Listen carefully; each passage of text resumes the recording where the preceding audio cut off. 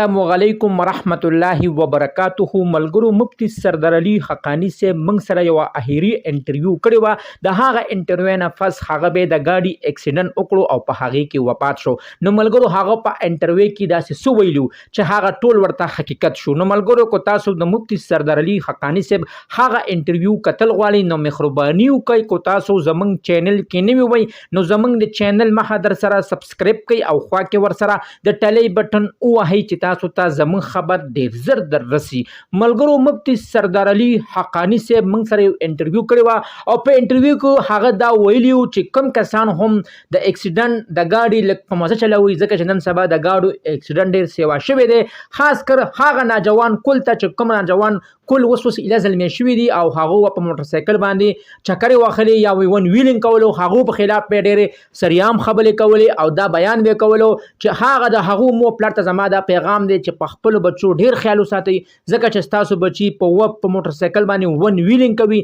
د هغې د لاسه هغه د مرګ حادثې ښکار خو هم جوړېدی شي. نو ملګرو مفتی سردار علي حقانی سے موږ سره اخیری انټرویو کې دا خبره کړې وه چې د اختر شپې ورځې دي او ډېر رشونه دي. زما ټول ډرایورانو ته دا خاص دی چې تاسو ګاډي لږ سلو چلوئ ځکه هیر د کو تاسو خپل منزل ته یو 5 منټه لیټ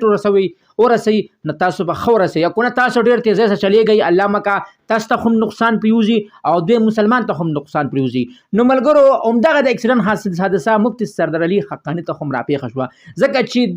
د مرګ نه یو ورځ مخکې موږ د انټرویو راکړې وه او هغه په کوم دغه اکسیډنټ خبره کړې وه. نو ملګرو نیکانو خلکو ته الله پاک په زړه کې اچوي ځکه دته الله پاک په زړه کې ورځ مخکې واچوله او د خولې نه یو داسې بیان ووتو چې هغه بیان د ده رښتیا شو او د ده په ګاډي کې اکسیډنټ وشو او د هغې نه هغه وفات شولو. نو ملګرو الله پاک دې مفتی سردار علي حقانی صاحب له جنت الفردوس ورکي او الله پاک دې د هغه ښځو بچو له د زړه صبر ورکي او چې څومره کسانو د هغه په جنازه کې شرکت کړی دی الله پاک دې هغه ټول جنت ته بوزي. نو ملګرو دا زما ویډیو به ستاسو ډیره خوښه شوې وي. د دغه رنګ ویډیو کتو دپاره زموږ د چینل مخه در سره ضرور سبسکرایب کړئ او خوا کې ور سره ضرور د ټلۍ نشان ووهئ چې تاسو ته زموږ خبر ډیر زر در رسي. السلام.